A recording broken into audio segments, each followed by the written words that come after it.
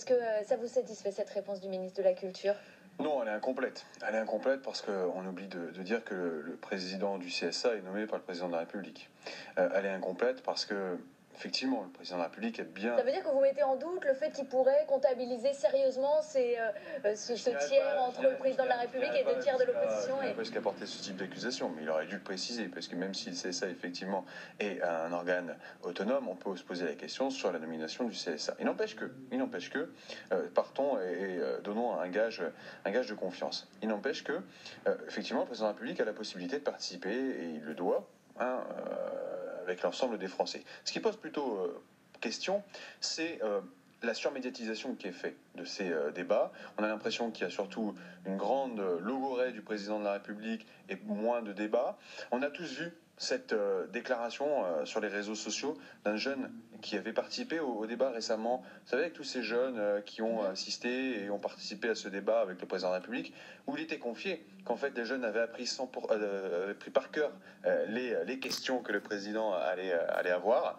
Les réponses étaient prêtes et ce jeune disait que c'était de la théâtralisation parce que tout était préparé d'avance. L'augmentation des prix du carburant, je vous l'assure, en tout cas, nous le réaffirmons sans... Donc vous n'êtes pas pour un retour de la taxe carbone? Mais non, attendez, c'est de la provocation. Alors vous financez comment la transition écologique? Comment ça se passe?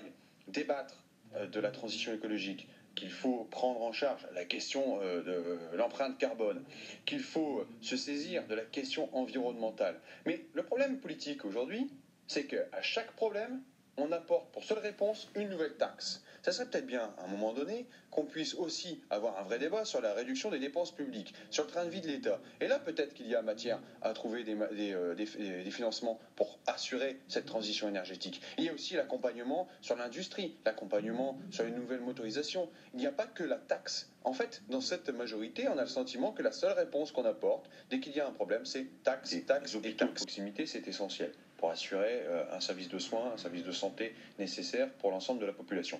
Particulièrement une population qui vit au milieu rural. Je viens du monde rural et il n'est pas tolérable de devoir faire 45-50 minutes pour trouver un premier hôpital, voire une maternité. Reconnaître les métiers des auxiliaires qui sont parfois à 10-12 heures par jour en exercice, où les heures supplémentaires n'étaient pas jusqu'alors payées, mises sur un compte épargne-temps. Là, il y a besoin aussi de reconnaître ce temps. Tout à l'heure, on parlait des 6-7 heures du président de la République en débat, où certains s'extasiaient d'une telle prouesse. Ben, moi, je m'extasie davantage de la prouesse de ces auxiliaires de soins qui se retrouvent dans les hôpitaux à faire 10-12 heures.